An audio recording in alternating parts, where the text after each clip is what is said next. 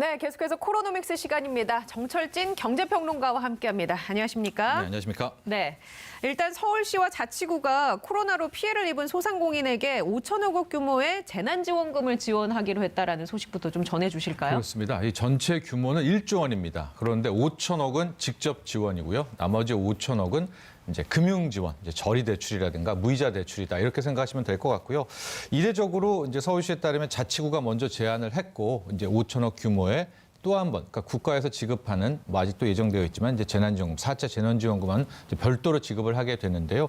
역시 소상공인들에게 가장 많은 양이 할당이 됩니다. 거의 2,700억 이상이 할당이 되고 여기에다 이제 플러스 뭐 저리융자, 무이자 융자도 포함이 되어 있다 이렇게 보시면 되겠고요. 또 미취업 청년, 또 저소득 취약계층, 이제 기타로 나눠져 있어서 이 뭐 우리가 긴급재난지원금이 지급됐던 것과 거의 비슷한 비중으로 이어지고는 있다 이렇게 보면 될 것 같고요. 아마도 지금 뭐 자치구랑 서울시에서는 좀 빠르게 이제 투입을 해서 좀 더 이제 백신과 함께 경제를 끌어올리려는 이제 그런 노력을 보이고 있는데요. 일각에서는 그 지급 시기가 또 선거와 맞물려 있어가지고 표를 의식하지 않았느냐 또 이런 시선도 함께 존재하고 있습니다. 그 5천억 원은 저리 대출이나 이런 무이자 융자를 포함한 이런 대출 쪽으로 지원이 된다고 하셨는데 이것도 어차피 대출이잖아요. 네. 그런 부분은 괜찮을까요? 그런데 지금 이제 버티기 싸움이지 않습니까? 그래서 뭐 단 500만 원, 1,000만 원 때문에 가게 문을 닫아야 되는 정말 그런 소상공인들이 너무나 많거든요. 그러니까 이런 분들에게는 일단은 좀 저리로 수혈을 해서 좀 버티게 해달라. 그리고 나서 이제 앞으로 찾아올 봄에 좀 다시 한번 시작해 보겠다는 그런 생각들을 많이 갖고 있는 것 같아요. 그래서 이 저리 대출이 큰 힘이 된다라는 말씀도 많이 하는데 그 지점도 우리가 놓쳐서는 안 되겠죠. 이게 이제 결국 새 출발을 할 때 발목을 잡게 되는 게 그 빚. 부채 문제가 될 수밖에 없을 겁니다. 그래서 그 부채 문제를 제가 왜 얘기를 드렸냐면 현재 가계부채가 1,000조 원을 넘는다라는 기사가 나왔어요. 네. 이게 우리 경제에 어떤 영향을 미칠지 궁금해지거든요. 그렇죠. 우리가 보통 이제 큰 범위, 그러니까 광의의 범위에서의 가계부채는 이미 1,700조 원이 넘었습니다. 그럼 이번에 1,000조 원이 넘었다는 건 뭐냐? 네. 그 1,700조 안에는 이제 신용을 쓴 것들, 뭐 할부금융이라든가 뭐 할부로 뭐 산 것들이 다 포함된 것이고요.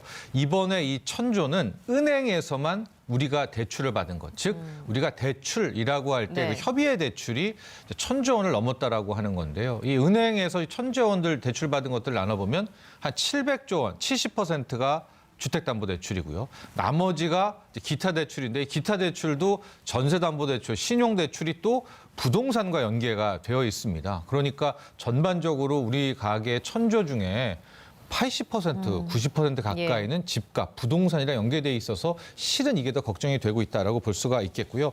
특히 2월에 가계대출 증가율들을 좀 보면 이제 최근 3년 추이가 나와 있는, 저 오른쪽에 지금 나와 있죠. 보통 2월 달에는 그렇게 이제 돈들이 필요가 없죠. 또 한 해가 끝나고 12월, 1월에 보너스 나온 뭐 그런 샐러리맨들 많이 있기 때문에 그래서 평균적으로 한 1조, 2조 정도인데 이제 코로나 때 2020년에도 9조가 나왔고요. 그 다음엔 올해도 또 9조 원대가 나와서 저 증가폭을 보시면 아찔하죠. 그러니까 그만큼 많은 분들이 연끌을 해서 일단은 집을 샀다라고 볼 수가 있겠습니다. 왜냐하면 주식은 실은 뭐 스탁론이라든가 주식담보대출을 쓰기 때문에 저 은행권의 돈들은 거의 부동산으로 빨려가지 않았나 이렇게 좀 이제 생각이 되고 있어서 이게 참 이게 집값에 거의 연동이 돼서 집값이 무너질 경우엔 이 가계부채가 흔들리고 나아가서 금융권이 또 연쇄부도가 나게 되는 그런 구도이기 때문에 향후 저 가계부채 관리는 잘 신경 써야 된다라고 볼 수가 있는데 약간 통계 역설 중에 하나는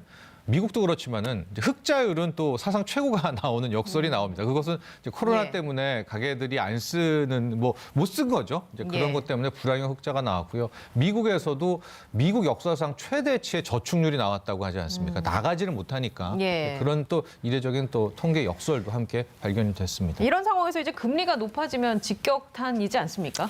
그렇죠. 게다가 이제 부동산 얘기를 짧게 더하면 올 6월 1일이 굉장히 중요한 날입니다. 6월 1일이 이제 지나게 되면 이제 양도세, 다주택자의 양도세 중과 부담이 뭐 10%포인트, 20%포인트 커지고요.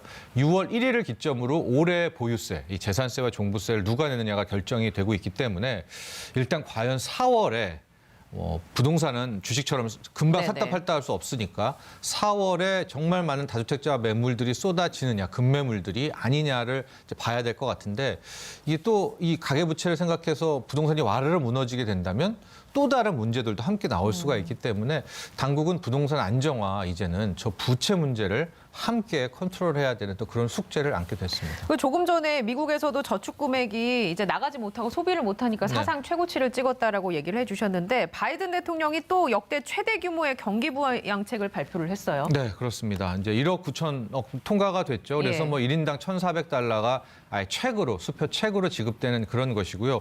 이와는 별도로 또 인프라의 경기 부양을 이제 한다는 거예요.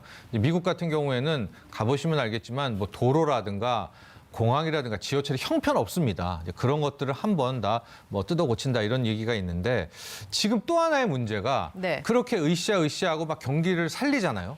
그러면 결과적으로 경기가 뜨거워지면 물가가 오르고 물가가 오르면 금리가 오르고요. 금리가 오르면 우리도 빚 문제로 허덕대지만 미국도 지금 국값이 찍어낸 돈이 뭐 한두 푼이 아니잖아요. 예. 가계가. 그러면은 이게 또 발목을 잡고.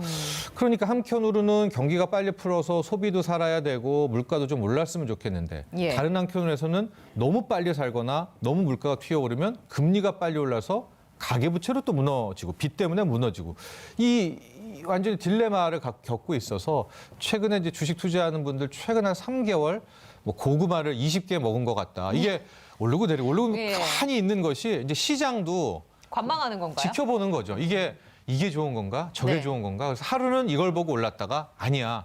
인플레 나오면 무너질 거야. 이게 왔다 갔다 하고 있어서 당분간 이 두 가지 사이에서의 줄다리가 계속될 텐데 저는 굳이 따지자면 결과적으로는 이 백신과 함께 어느 정도의 인플레와 물가가 좀 나오면서 금리가 오르지 않을까 이런 쪽을 전망을 하고 있거든요. 예. 그래서 청취자분들 중에서 좀 빚이 과다한 분들은 미리미리 빚 관리, 좀.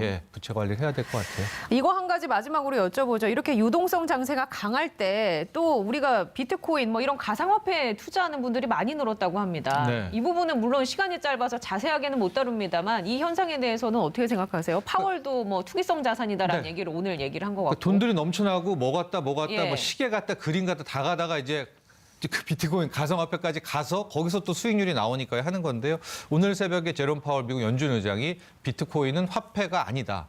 투기성 높은 이제 예. 투자 자산이라고 정의를 내렸고 주의를 요망한다는 이야기가 나오면서 지금 또 급락했거든요. 그러니까 아마 암호화폐, 가상화폐 투자하시는 분들도 물론 신념이 있을 거예요. 이게 화폐가 될 거다라는 신념이 있지만 아직까지는 다수설에서는 특히 이제 미국의 전 세계 중앙은행장이 화폐라기보다는 투기성 투자 자산이라고 봤다라는 또 그런 것들도 한켠에서 새겨두면 좋을 것 같아요. 예, 그러니까 뭔가 시장을 접근할 때는 굉장히 신중히 접근해야 하는 네. 상황이다라는 얘기를 해주신 거죠. 알겠습니다.